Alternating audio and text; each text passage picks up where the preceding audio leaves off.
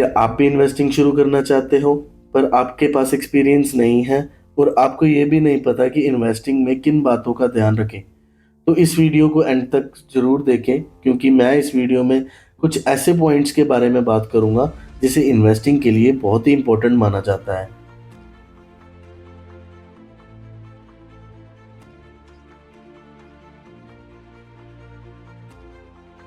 Investing में बहुत सारे पॉइंट्स होते हैं जिसको ध्यान में रखना होता है।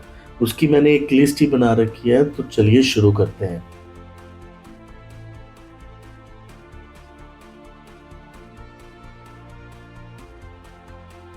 Financial plan.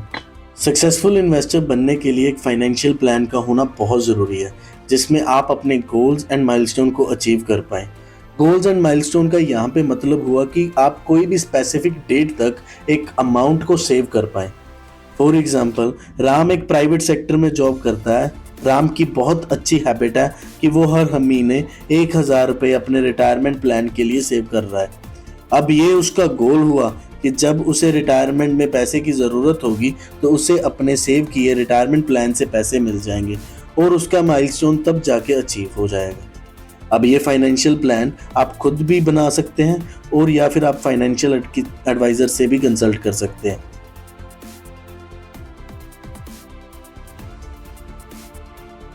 Company fundamentals.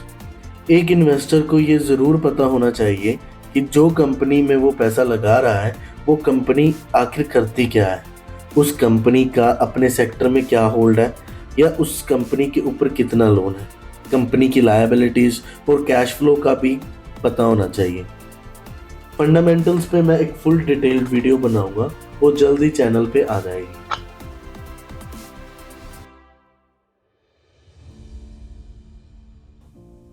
Understanding risk. Investment में रिस्क के बहुत एस्पेक्ट्स हैं, जैसे कि बॉन्ड्स में एक डिफॉल्ट रिस्क होता है कि हो सकता है बॉन्ड इश्यूअर आपको इंटरेस्ट और तो और प्रिंसिपल के पैसे भी वापस पे ना कर पाए। और दूसरा रिस्क हो सकता है वॉलेटिलिटी इन स्टॉक्स। कुछ ऐसे भी स्टॉक्स होते हैं जिसमें sudden rise and sudden fall भी हो सकता है। ऐसे में एक सडन फॉल आपकी सारी इन्वेस्टमेंट को ख़त्म कर सकता है। इससे बचने के लिए हमेशा एक इन्वेस्टर को रिस्क एंड रिवॉर्ड क्लियर होना चाहिए। इन्वेस्ट किए गए पैसे में हमेशा एक स्टॉप लॉस लगना चाहिए।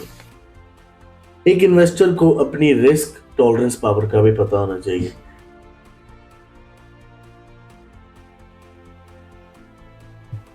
डाइवर्सिफिकेशन और एसेट एलोकेशन बहुत ही क्लोजली रिलेटेड है, बट बहुत इंपॉर्टेंट रोल प्ले करती हैं in managing investment risk and return. Diversification से मतलब हुआ कि अपने पोर्टफोलियो में अलग अलग सेक्टर्स के स्टॉक्स रखें। और सिमिलरली एसेट एलोकेशन में इन्वेस्टमेंट को डिफरेंट डिफरेंट कैटेगरीज में इन्वेस्ट करना चाहिए, जैसे कि बॉन्ड्स, म्यूचुअल फंड्स। एग्जाम्पल्स में समझे तो मान लो कि एक इन्वेस्टर मोहित जिसके पास 1,00,000 रुपए है।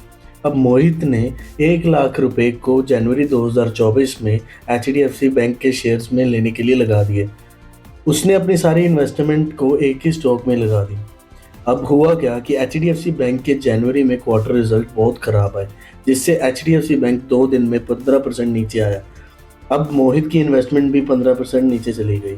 अगर मोहित ने ये 1,00,000 रुपए अलग अलग सेक्टर्स में लगाए होते तो कैपिटल लॉस नहीं देखना पड़ता, तो सिर्फ HDFC का लॉस बियर करना पड़ता, बाकी सेक्टर उस लॉस को कवर कर लेते। इस एग्जाम्पल से समझ आता है कि पोर्टफोलियो में डाइवर्सिफिकेशन कितनी ज़रूरी है।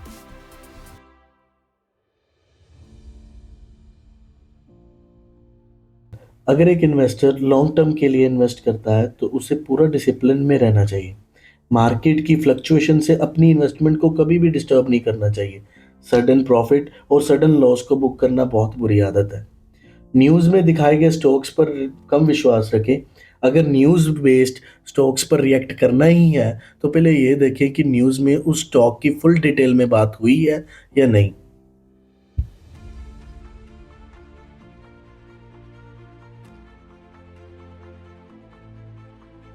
If you don't understand it, don't invest in it. This was said by the famous investor Warren Buffett. आजकल बहुत सारी कंपनीज जो शेयर मार्केट में आ रही हैं और इनके बिजनेस मॉडल भी अलग अलग होते हैं। सबके बिजनेस मॉडल को समझना बहुत मुश्किल है।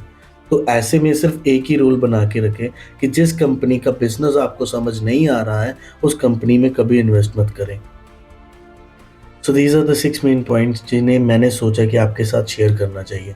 अगर आप फ्यूचर में इन्वेस्टिंग की जर्नी को शुरू करना चाहते हैं, तो इन 6 बातों का ध्यान ज़रूर रखें, क्योंकि ये 6 मेन पॉइंट्स आपकी ट्रेडिंग जर्नी को और आसान और बढ़िया बना सकते हैं। आज की वीडियो में इतना ही। अगर कंटेंट अच्छा लग रहा है तो do like and subscribe to my videos. बाकी मिलते हैं अगली वीडियो में।